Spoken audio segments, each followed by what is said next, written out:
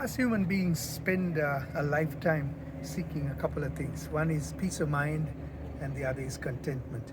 And we have different ways of seeking it. In the modern techno-industrial world, in the consumerist world, we are told that we can find that peace of mind and contentment through material things. Um, well, I grew up in a home where my parents were much simpler in their thinking, and especially my father, who meditated. Both my parents were teachers.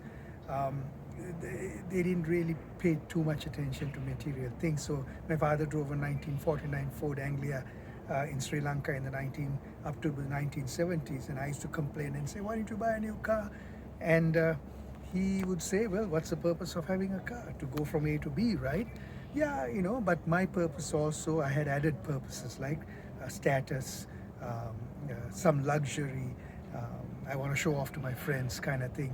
So this is a constant battle that I have within myself as I live my life, to find the balance between what I need and what I want, and then so what I want comes from the material world, but the fact that I was influenced also from a young age about a mindful way of life, to meditate and all that too. So that's one way to temper that need for external gratification, I find, even though I'm still grappling with that, finding that balance between contentment and external gratification versus the internal way of finding that inner calm and peace. So as I do that, I'm also reminded of a story I heard from an elder, and as I stand here in the unceded territory of Annishnabe, Algonquin people in Ottawa, I the story is about the mythical monster Windigo.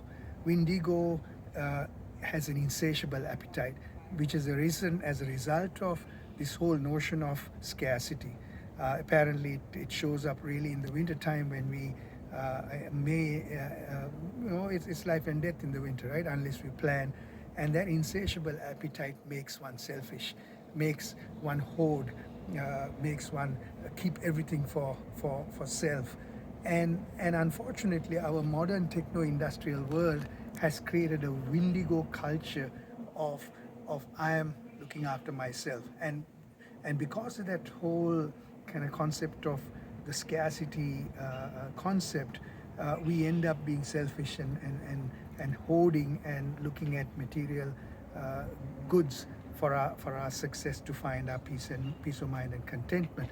So for me, the mindfulness practice is an elegant way of becoming aware and putting things in perspective, and finding ways to find that inner calm and inner peace through my own practice of meditation. So this is where I really want to also put it out there, to see how can we find that power of balance between the external gratification and the internal power and the contentment that we can find through a mindfulness practice. And I think we can move away from that Windigo culture if we can then create that way of thinking, especially from the indigenous people. We are learning about reciprocity, about give and take, and sharing, and community, where we can all thrive and live well together.